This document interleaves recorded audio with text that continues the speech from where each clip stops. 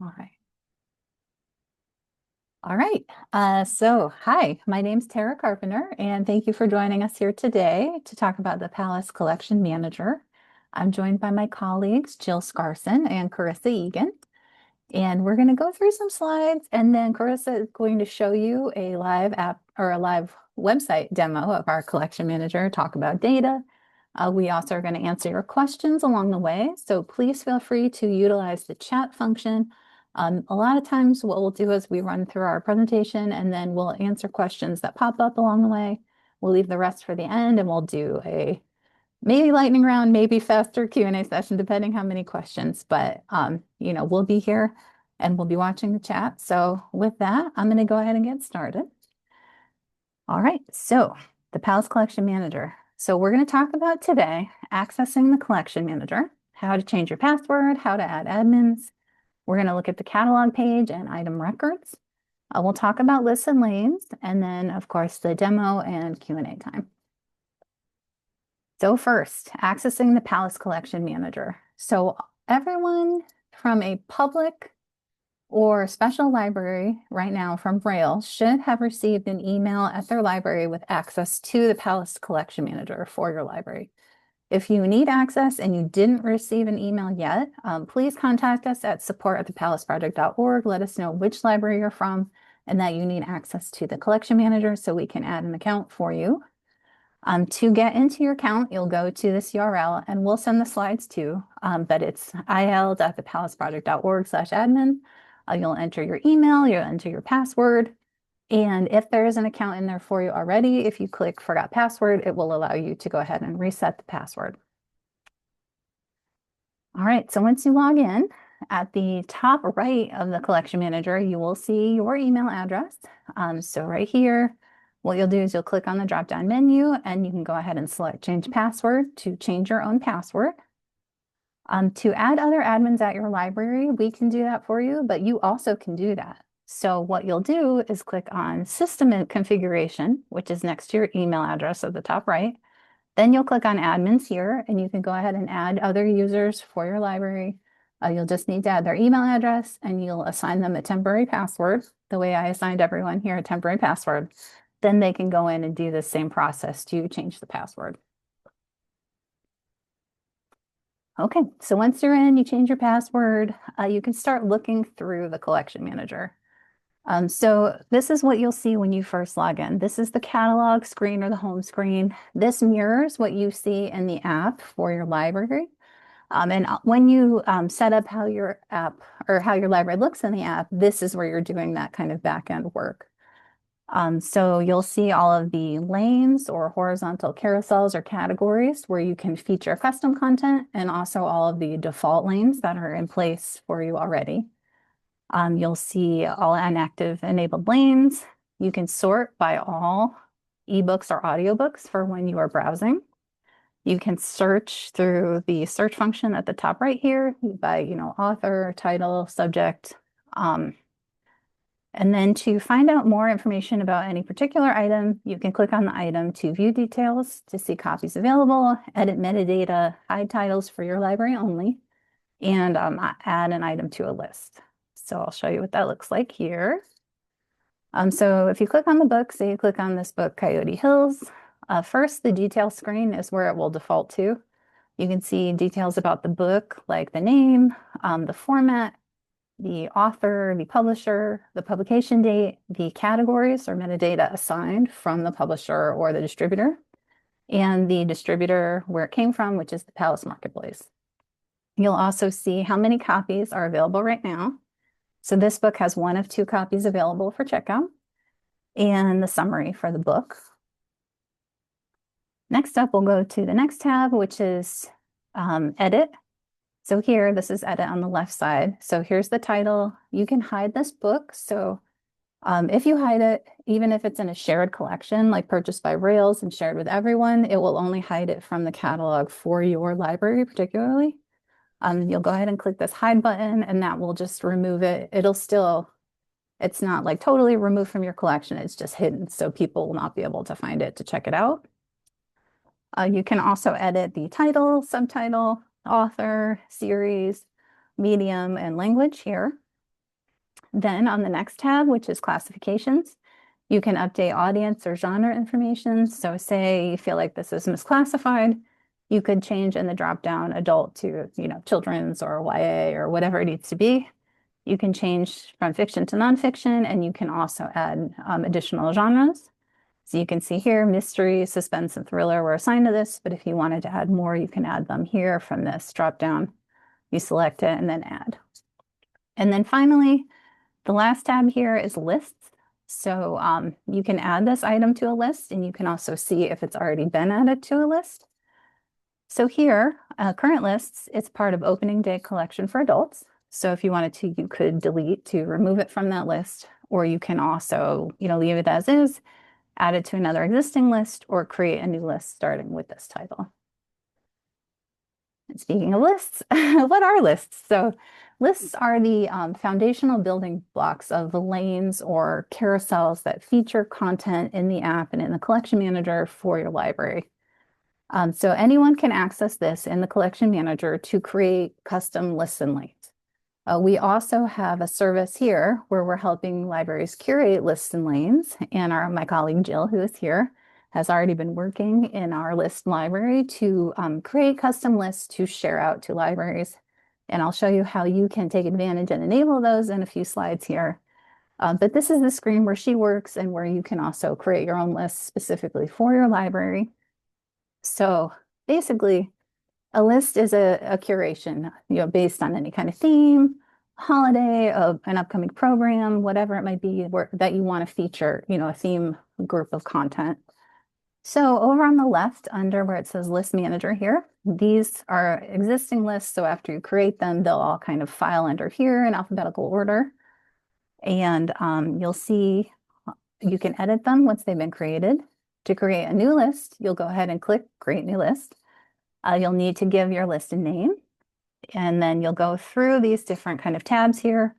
The search for titles, you can select either all, book or audiobook if you want to limit the format, but it defaults to all. And then the sort by defaults to relevance, but you can also sort by title or author.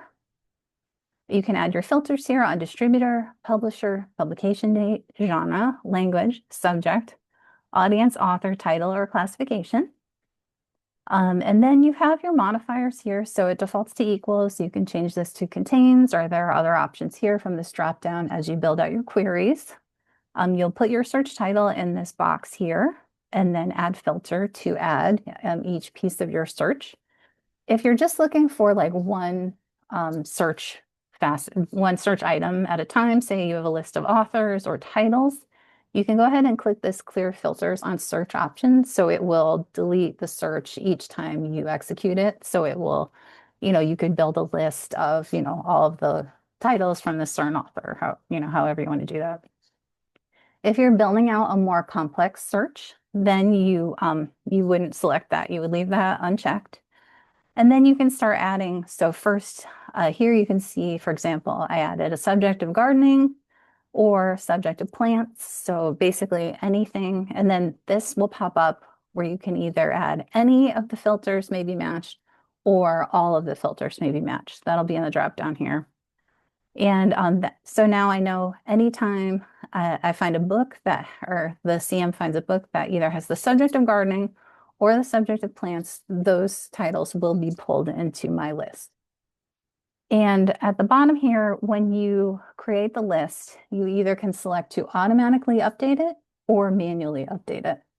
If you select automatically update the list, basically any items that meet this criteria in your query will continually be added to the list automatically, and you don't have to do anything. If you want to be the curator, you want to manually update and add and remove, you'll go ahead and manually select titles. So basically nothing will happen to that unless you're the one who is doing the changes. So you want to make sure that you select one or the other. Make sure you think about that first before you save it. So once you have all this filled out, you'll go ahead and click Save This List. That will then add it over on the left under the List Manager. You'll also be able to click the Edit button to go back in to add more titles, make changes for the manually selected. For automatically updating lists, you can't change it once you save it because those automatic settings are set. You just need to delete and recreate it to make those changes. Once a list is curated, you've created it, you can also share it, and we'll talk about that more in a sec. But once this is saved, a share button will pop up here. You can click that, and then the share icon will appear. That's this thing here, next to any of these lists that have been shared. That means it's available for every other library in Illinois, basically everyone who shares your server. So they can opt into enabling it if they want to, but it's a nice way to share your work and then see what other libraries are sharing with you too. So once you create your list, then you can create your lane. So here on the screenshot, so we were in the list tab, now we're going to the lanes tab. And again, it looks similar to the list page where there's now a lane manager on the left column here. So all lanes that are created will already be here. When you start, it'll just be the default lanes. You can drag and drop them here. We'll show you when we do the app demo. You can kind of hover over to pull these around to reorder how it looks in the app and on the catalog screen. And then when you start adding your custom lanes, like this new and noteworthy, staff picks, now trending, when you add them, they will first add to the top of your list, and then you can move them around. You can also hide them. So say they'll default to be visible when you first enable them. You can see that here. If you are, working ahead and you've made your list for, the winter holidays, for Halloween, for Women's History Month, for all these things ahead of time, you can go ahead and click visible. It'll change it to hidden, and then they won't show up, and you can come back and enable them when you're ready. So you can, have a lot of control over how they appear and the order in which they appear. To enable the lane, here you'll see this section called Available Lists. So you'll be able to take one or more of these and drag and drop into the section that says lists in this lane. And then you'll go ahead and name your lane. That's going to be the name that shows up in your catalog screen. So however you want it to appear for your libraries, that's the name you'll give it here. And then you'll go ahead and click Save Lane to enable, and then that's going to pop up at the very top of the list of your lanes, and then you can reorder it from there. Also, for shared lane or shared lists, see where it says owned, this defaults to this here. The owned refers to lists created by you or people at your library. If you want to see the ones shared with you, you'll click that drop down, and then I'll show you over here. So now it will show as subscribed. So those are the ones that have been shared with you. So now if you want to go ahead and enable these, right? You're looking like, oh, this is great. I want to feature all this summer reading content.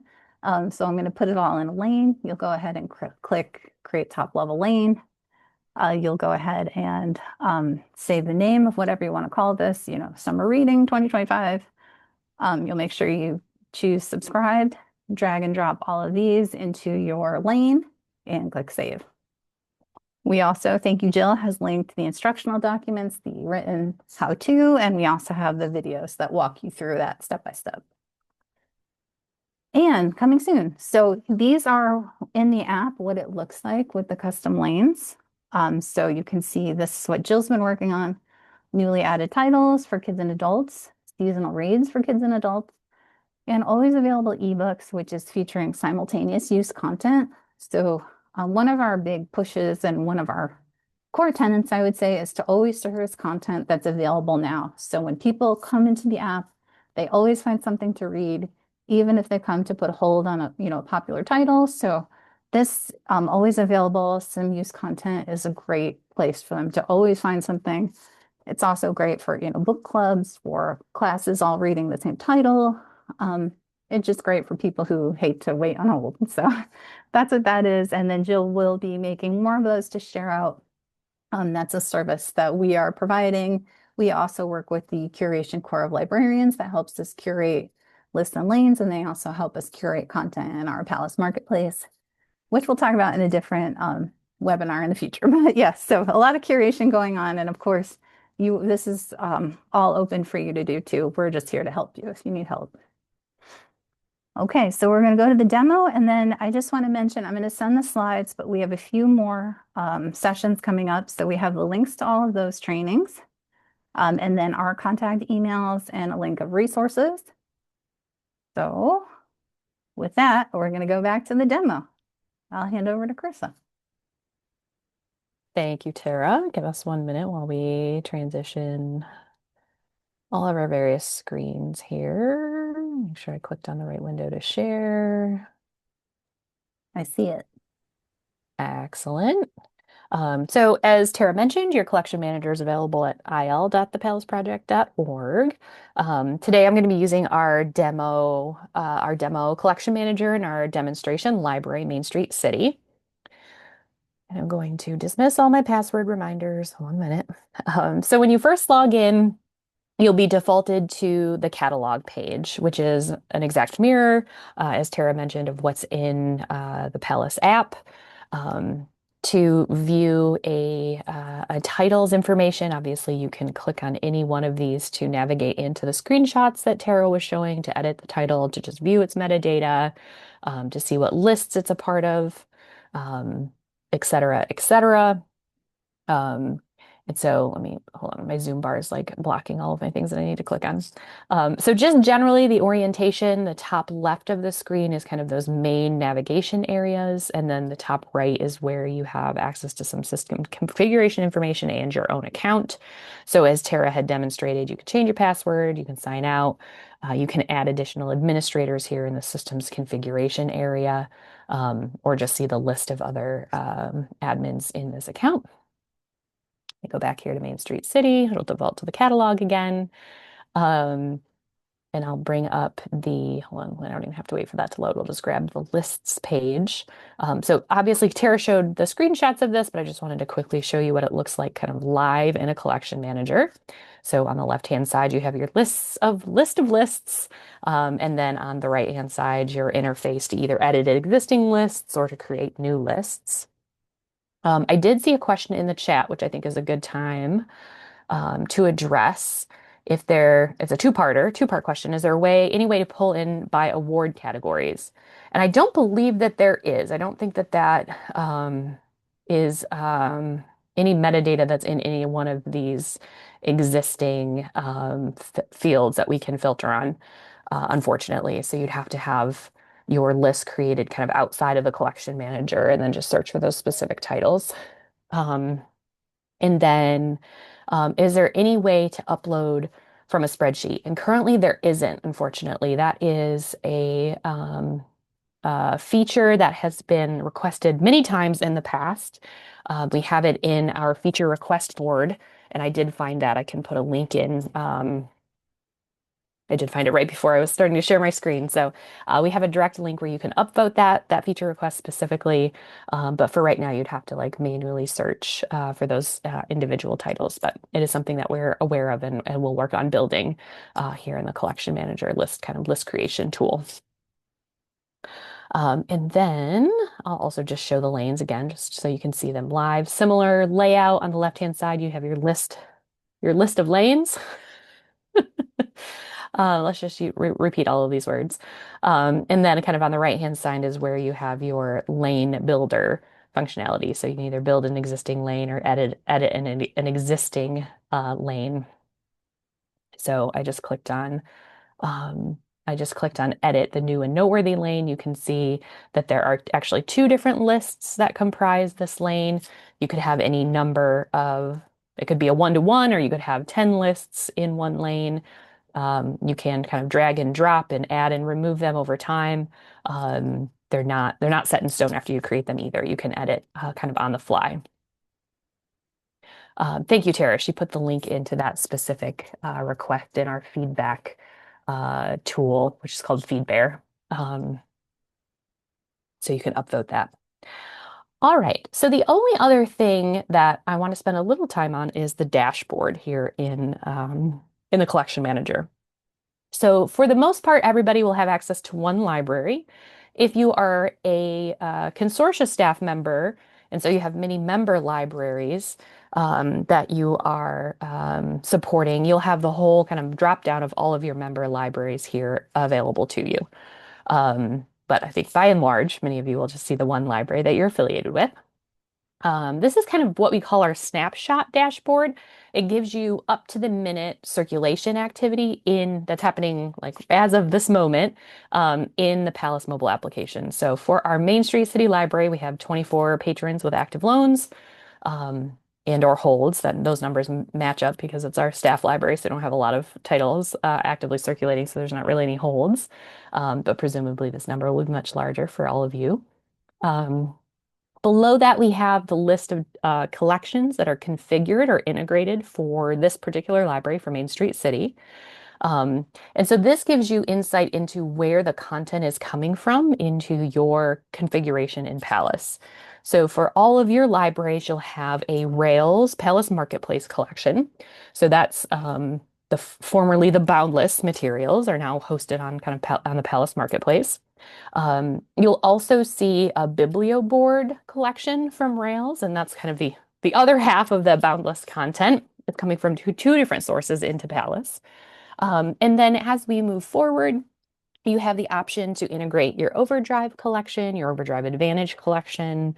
I know the Heartland group, I believe, leverages Cloud Library, so we can also integrate Cloud Library. If you subscribe to Blackstone Unlimited, we can integrate that collection as well.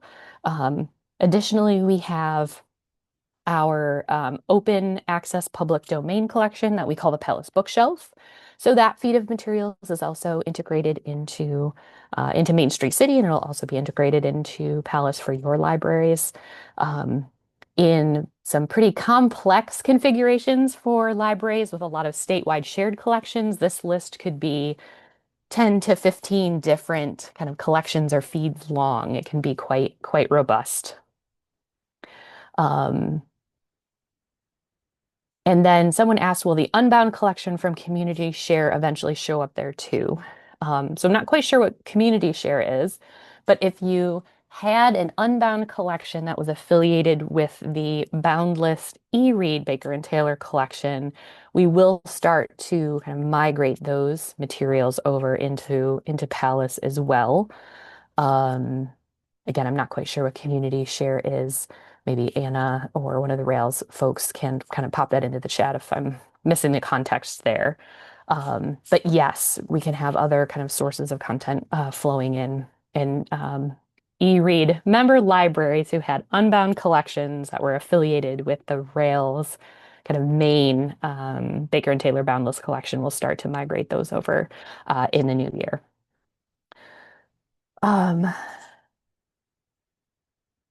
Let's see. And then since we're talking about it, I'm going to answer these questions since they're directly applicable to what we're showing. Many of the libraries here are part of the Omni libraries on Overdrive. In order to access that, Omni would have to become a Palace Project customer, I assume. No, that's actually not true. We would just need credentials from Overdrive that Omni requested of Overdrive. And your individual library could be the only Omni library that opted in to have the Overdrive collection integrated. It doesn't mean the whole consortia has to opt in. It's not all or nothing. Individual members of a consortia can opt in, and we have the flexibility to configure just one or two members of a consortia to leverage Overdrive materials in Palace, and all of the other members could opt out. They don't have to be customers. That's part of our service to your library as part of the e-read transition from Boundless to Palace. So think of your individual library as now a partner of a Palace partner library, and we will configure your library however you would like it to be configured. There's no additional kind of strings attached. There's no additional fees, et cetera, et cetera. So what exactly do I need to get from Overdrive for you to do that? So you, as a member library of Omni, just need to work with Omni to request credentials. Individual libraries who are part of a consortia don't reach out to Overdrive for those credentials. We ask the consortia to do that ask. And I know the Rails team is actively talking to Omni and some of the other Overdrive consortia around next steps. So Megan, I think the big thing is just let Omni know that you would like to move forward with at least having your library leverage Overdrive and Palace, and then we'll start with the Rails team having that conversation with Omni to get the credentials that we need. Hopefully that makes sense. So the one thing that you need to do is just talk to Omni and say, "Hey, we'd like to move forward with this," and then we'll take it from there. Excellent. Okay. Sorry, that was like a long-winded question or long-winded response to a relatively straightforward question. Apologies. Um, And then thank you, Anna from Rails noted that the community share was a boundless, unbound collection that libraries could share with schools. That content will eventually be transferred to Palace. Thank you. There's a lot of names of collections that I'm not necessarily familiar with. So thank you for that additional context, Anna. Um, okay, so a few other things here when it comes to data. I'm a data nerd, love, love, love data, love spreadsheets. So at the very bottom is a list of raw circulation events that you can download. Let me just click on that button. It'll pop up an option for you to select the time period by which you want to see all of these circulation events. And essentially what will result is a CSV file that has every single patron action that has been taken in your library in the Palace app for that time period. We have all of this documented, so don't feel free that you have to like memorize what I'm saying. But the most critical logical events that you would expect an app to track are available in this events document and then in our dashboard, detailed dashboard, which I'll show in just a minute. So obviously things like checkouts, fulfillment, so when the title actually gets downloaded to the device, open book events, which you would assume that there'd be many open book events for one checkout, unless you have speed readers who like read a book in all one setting. We have holds placed, holds that have been canceled, holds that have been that have lapsed. So the patron just didn't do anything and the hold just kind of like went back to the next person in line. So all of those types of events you can see, and you can see obviously the title's metadata on which that event happened. So then you can slice and dice your data however you like. For example, how many checkouts did I have from this publisher, this author on this particular title, on this particular day, from this particular source of content, on audiobooks, on ebooks? The sky's the limit, essentially. Um, Getting back to the circulation events, again, this is the raw data. I recommend you download this if you are using Tableau or some external data manipulator that you prefer. If you don't do that or you have no interest in doing that, then we have our own built-in dashboard. So I see there's another question, but it's not related to what I'm showing. So we'll get back to that here at the end. So the last thing I want to show is the usage and reports area, kind of this top right-hand side box. This has kind of two, I would say, of the most critical pieces of data that you'll probably be interested in. The blue request report box is your inventory coming from Palace.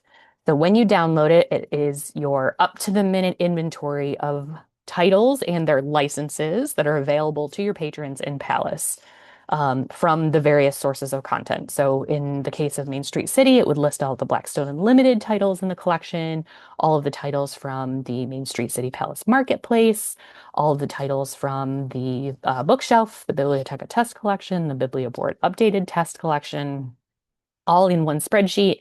And then you can obviously filter based on what you're looking for, etc. This inventory is up to the minute. So as content is purchased upstream, so if you have an Overdrive configuration enabled, if your library or your consortia is actively buying Overdrive content, it's automatically flowing into Palace. As licenses expire, they'll be kind of removed from the collection. So when you click this request inventory report, it's pulling it directly from the database as you click that button. You'll be emailed that report as soon as it's available at the email address that you're logged in with. And usually it doesn't take too long, a few minutes to maybe 10 minutes, depending on how large of an inventory you have, but it's not like it takes 24 hours to run. It's a pretty short amount of time. So that's the inventory. And then finally, if you click on view usage, it will launch you into Amazon QuickSight, which I think Amazon has now branded Quick Suite. Don't know why they changed branding and the naming of their tools, but that's neither here nor there. Um, and this essentially takes all of that usage data that I was just talking about in that downloadable CSV, and puts it into hopefully a more useful visual dashboard for you, so you can kind of quickly skim the usage of your patrons' usage of Palace. One note, the dashboard is currently being built for libraries in Illinois. So if you click on this today, it's not going to load. It's just going to kind of be a blank screen. We're actively working to get this built for you all. So it should be available here within the next few weeks or early in January. And it'll have all of your circulation data from when you launched. So don't worry about data being lost. That's what's being captured. So soon you'll be able to click this button and see exactly what I'm seeing. We've laid it out in a tabular structure, hopefully to make accessing the information that you are interested in easier. So the first tab is information about patrons logging into Palace for your library. We're actively working to augment this. So right now it just shows you a total of patrons, unique patrons who have ever logged into your library in the Palace app. Up at the top, there's this little field well that's collapsible that allows you to select a time frame. So by default, this one is year to date, and almost all of these are year to date. So you can see there's been 52 unique patrons who've logged into Main Street City, our kind of demo Lyrasis staff member library year to date. If I adjust that time frame, and I mean, you could customize this down to like the minute and second, I'm pretty sure. But let's just say we want to look at um, the fiscal year. So our fiscal year starts over July 1. So July 1 to today's date, you can see that this new patrons number automatically updated to 26. So that's the beauty of this dashboard, is that you can configure it and adjust it and make any kind of manipulations you'd like, and it'll auto kind of on the fly give you updated information and data, which is hopefully useful. Another thing to note is that I repeat, you cannot break this interface. So as you're clicking around, changing dates, I'll show you how to change on these individual graphics, different filters. If the data goes kablooey and you don't realize what you've done, just click reload and it'll reset to the defaults. But I do encourage people to kind of play around with this interface, because it's infinitely customizable how you can slice and dice your data and how you can manipulate these visualizations. And again, I'll show that here in just a moment. We're working to add active user numbers here too. I know monthly active users, weekly active users that are unique in your system is an important number to kind of keep track of too. So we're going to be adding that here shortly as well. As I noted, this new patrons is just unique barcodes or users, depending on what your user identifier is when they log into Palace, but primarily barcodes that have logged into Palace over that time frame. All right, moving right along, the current circulation and historical circulation tabs are exact replicas. The only difference is the time frame that's being displayed. So current circulation just gives you a snapshot of what has happened in Palace for your library in the last 2 weeks. You can see total checkouts and holds spliced and diced based on format, based on licensed or open access. The checkouts by day over the last 2 weeks, again, spliced by format in line chart view. You can see checkouts by audience. That's the titles audience setting. Obviously, we're not tracking the age of the patron who's checking those materials out. You can see, I think, maybe one of the most important graphics here in this usage interface, especially because Palace is an aggregator app, circulation by distributor. So again, for libraries who are implementing Overdrive, but also have the Rails eRead collection, you can see, in this case, we have a lot of Palace Marketplace title circulation, not as much Biblioteca and BiblioBoard circulation. But this would show you how your Overdrive titles are circulating in Palace, how your eRead content for the Palace Marketplace is circulating, how the content for the Palace Bookshelf, that public domain content, and then any other sources of content that you may want us to integrate, such as a Blackstone Unlimited, for instance. And then finally, at the end, the bottom, you'll see the top circulating ebooks and audiobooks for the last 2 weeks, top 10. I love pointing out we're top circulating even in our staff library is Dungeon Crawler Carl um, in the last 2 weeks. One of which was me actually, because I was like, what is all the hype about this book? Um, all right. And then, as I mentioned, the historical circulation tab, exactly the same data, except year to date. So you can kind of do a quick synopsis of comparison of like the last 2 weeks compared to your year to date. And this is calendar year to date. Again, if you need to update this time frame, again, you just want to do, in this case, let's do this again just for fun. If you just want to do the start of, again, our fiscal year, you can adjust that and it'll automatically. Everyone here is for Princess Donut. Well, I'm gonna have to add that one to my list as well. Love it. Um, so that date would auto update on the fly. Again, this line chart is now uh, much more detailed because we got a greater time frame. And there's a little bar here at the bottom, so you can kind of like move through your time frames. You can click on any of these two to kind of drill in.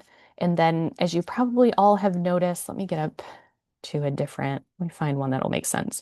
If you hover over any of these visualization boxes, there's a maximize, minimize option. There's also a little filter icon, and then you have other options. So you could export just this graph. You could view the summary data or export just this graph to CSV. I wanted to spend a minute talking about the applied filters, though, because this is where, again, if you're a data nerd, this is probably exciting. If you're not a data nerd, you're like, Carissa, don't bother me with this shenanigans. So if you're not a data nerd, just kind of close your ears and just ignore what I'm saying. But if you are a data nerd, this is where you can really have a lot of fun with Amazon QuickSight because you can customize it however you'd like. Um, so for this line chart that I just clicked on, you can see the default filters that I've applied. So it's only showing you checkouts, Circulation Manager checkouts. It's including your library. You can just ignore that, like library name all. It's just the library that you have access to. Um, and then it's just the last 2 weeks. But let's say it is obviously you can see it's broken out the ebook and audiobook. But let's just say that you wanted to see just the circulation of, sorry, my Zoom bar is always in the way, of a particular title. You can add that filter and then edit it to include or exclude or whatever you'd like. And I'm going to search for Dungeon Crawler. Dungeon Crawler Carl. I'm going to apply that filter. And then get out of here. And it should, with any luck, have updated, yes, this line chart. So you can see this now just applies, it's just the just the circulation of Dungeon Crawler Carl in our test library over the last little while since we've added it to the collection. It would go back further in time if we had added it sooner. So you can see kind of by day the checkouts of the title. And so that was just an example. You could sort by genre, you could sort by publisher. Really, the sky is the limit in terms of the filters here. And again, if you're playing around with this and you're like, oh my gosh, I don't even know what I've done, just click reload and it will reset this whole interface back to all of the defaults to kind of take you back to the beginning. Um, and if anybody has any specific questions or likes to dive down into kind of the depths of statistics, I'm your person, so please don't hesitate to reach out. A great question, which I'll take right now since it's directly related to stats, if they can be auto-generated and scheduled to be sent each month by email. No, we don't have any auto emailing functionality at this point in time. Obviously, we get requested to have that happen. Right now, this dashboard is self-serve, so you do have to kind of come to it, log in, and view your stats. The nice thing I think that's a differentiator from other vendor tools is that you don't have to log in the day you want to capture the stats in order to have them because you can adjust these time frames to any point in time ever and download those stats as of like that moment. So you don't have to worry that like I didn't log in at the last Friday of the month to grab those stats. You can come back in 3 months later and figure out what those stats were on that Friday. But it is something that we have. I wouldn't be surprised. I don't know for a fact if this is in our feedback board, but I'm sure it is. The ability to kind of set a schedule for when you would receive your inventory report as well as your statistics. So something we haven't built yet, but we're aware that would be a nice addition to this tool. Um, okay, keeping my eye on time here. So the next tab looks at these stats at a collection level, again, defaults to year to date. So you can see monthly circulation, uh, both holds and checkouts by format by month. So tabular table data, the same data then displayed in line chart mode. So kind of depending on how your brain likes to look at this data, whether it's in like numbers in a spreadsheet or in a nice line chart, kind of the same data, just displayed differently. Um, and then we have a whole bunch of pretty pie charts because I thought it was another easy way to see this data, to visualize this data. So you see checkouts by distributor. There's obviously the key here on the right-hand side of the screen. And again, this is checkouts to date, and this is looking at your collection in Palace holistically. Again, checkouts by audience, so the metadata on the titles. Checkouts by collection source. So again, this is based on those collections that are integrated into your Palace configuration. And then very down at the bottom, we have checkouts by language as well. Finally, the most, I guess, granular tab here currently in this detailed dashboard is circulation information by title. So you're going to see both checkouts and holds. And it will be literally a list of all of the checkouts that have happened on each title in your combined collection in Palace, broken out by format, audio and ebook, and then whether it's licensed or the open access copy. So you can see, again, we've had 4 checkouts of A Court of Thorn and Roses audiobook coming from the Palace Marketplace. Um, these are really great. These are really great charts to export out. It's much easier to kind of manipulate all of this data in a spreadsheet, but it's all here in the interface as well. Ooh, what one do we have 9 checkouts for? Notes of a Native Son. Ooh, was that our staff read? It was one of our staff reads earlier in the year. Excellent. It's fun to see this data like real time. And then at the very bottom, we've got the same exact tabular data, but on holds within our collection as well. And as I mentioned, again, seeing this kind of this amount of tabular data is probably not the best suited here in kind of a user interface web UI, but you can always export to CSV or Excel and then manipulate this data offline. And then finally, the last thing here in Amazon QuickSight is another way to get to that all of your usage data in a downloadable format. So that CSV that I mentioned on the dashboard is replicated here in Amazon QuickSight. It is all the same data. The only thing that's different is the order of these columns. All the same data, all the same columns, just in a slightly separate order. I tried to organize these columns here in Amazon QuickSight a little bit more logically. The one that you get download from CSV is kind of like directly pulling from a database, so it's kind of they're in no particular order whatsoever. The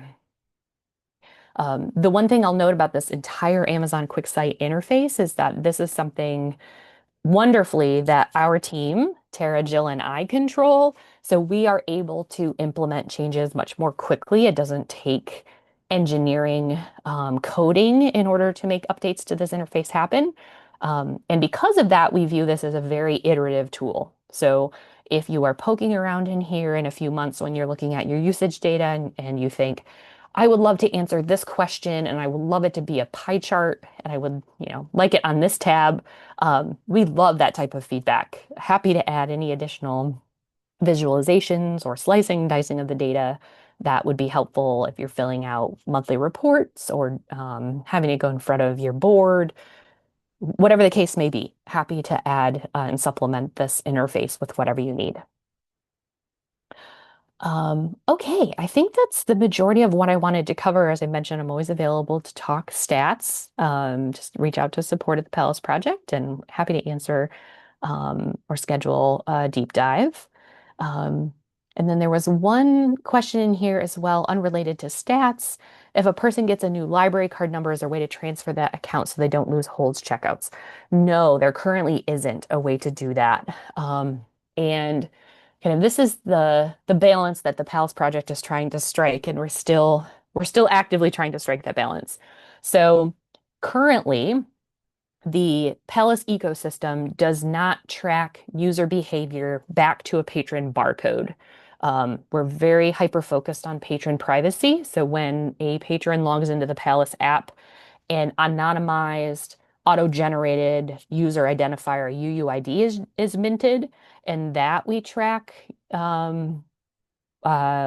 usage against. So that's how we can give you like active user numbers that distinguish from other users. But in the interface itself, not even for us as systems administrators or in our database even, do we track Carissa Egan's barcode of 1, 2, 3, 4, 5 and all of like my checkouts and my holds. And so there's pros and cons to that approach, being kind of so hyper focused on privacy. And again, we're trying to strike that balance. But I guess there's the answer is no, we don't currently have a way for you to search for a patron barcode and then kind of transition their account details over to a new card. Um, and I just kind of wanted to provide the context of why that is currently. It's something that we get asked a lot, and we just need to internally kind of prioritize that and figure out how we can make that available to you, but still not compromise kind of patron privacy. So we're aware of it. Definitely something that we will actively work to add in the future. Don't have a time frame for that, but did want to kind of provide the context that it's a little bit more nuanced than just saying no. And then would I be able to move people in a hold list back up or down? No. So it's kind of the same, can't say the same reason holds there. You can't access any kind of holds lists or patron accounts based on barcode in our interface at this point in time.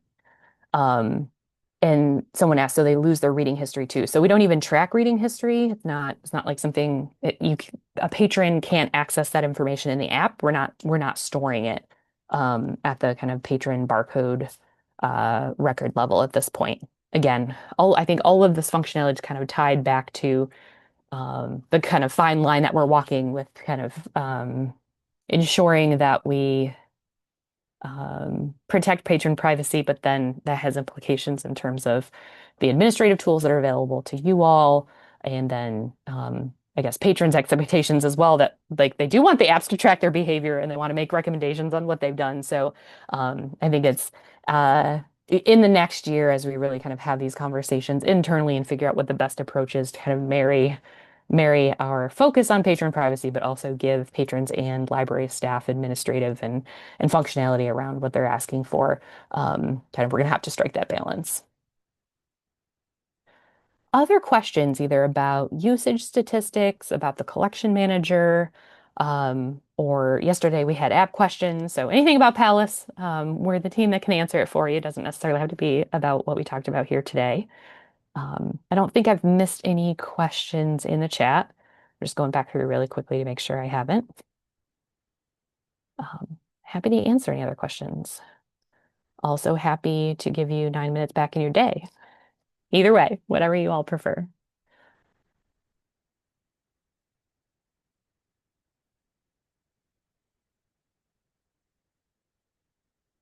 All right. Okay, here's a few more questions. I knew you would all come through. We haven't ended a Rails call early yet. I know Rails is ordering already. I'm assuming we aren't able to see titles recently ordered. They should be flowing into the system. Yes, Anna has ordered a whole batch of titles now. I haven't even looked. Tens of thousands of dollars already.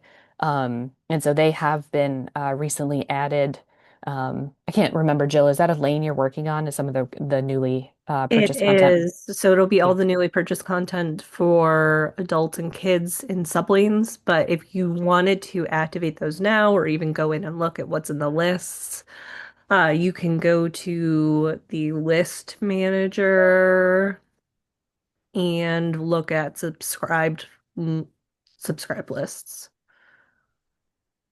Sorry, I'm in two CMs at the same time. Yep, let me get back here. So if you just um, in the Illinois list or collection manager, sorry, go to the lists page and then go to subscribed lists. You would And that see. should allow you to be able to view those. And right now, there are two opening day collections. One's for adults, which has about 700 titles, and then one for kids, which has like 383.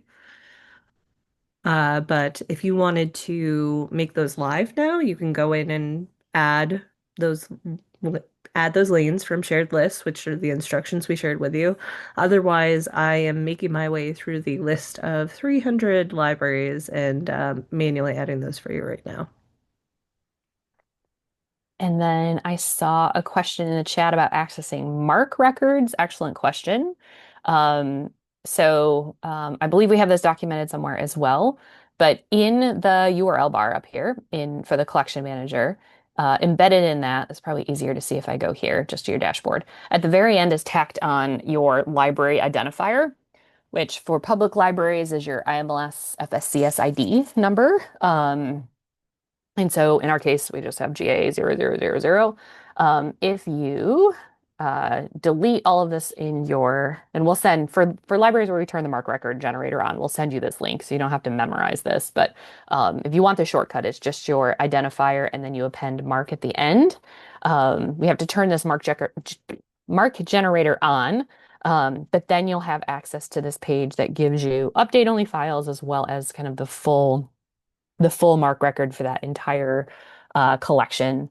We have them parsed by collection here in our MARC record generator because we know that for folks who are integrating their Overdrive into Palace, they likely already have those MARC records coming from a different source, and we didn't want to overload and just give you one holistic MARC record that you would then have to pull out those Overdrive titles or any other collection that you might already have in your catalog. So we provided at a collection or kind of feed that's integrated into Palace level. So that's all here, kind of self-serve. I'm sure the follow-up question is, can they be emailed to me, just like the reports and the inventory? And currently we don't have a way. This is, again, just another kind of self-serve interface as you want and need MARC records. We don't have a tool that will like automatically update and email you on some set schedule. Other questions that we can answer for folks.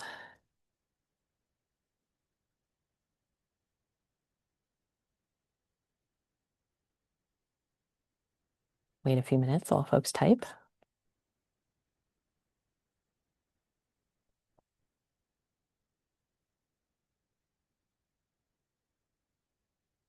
All right. Dare I say, I think we might end today's session early. Excellent. Well, thank you all so much for your time. We appreciate it. We have another session coming up, I believe, next Monday about Marketing Palace and all of the promotional and ongoing support that we provide. So please, if that's of interest, please register. Please plan to attend or just register. If you're unavailable, we'll send you a recording. And have a wonderful rest of your week, everyone. I'm sure we'll see you on another webinar soon. Take care and see you soon.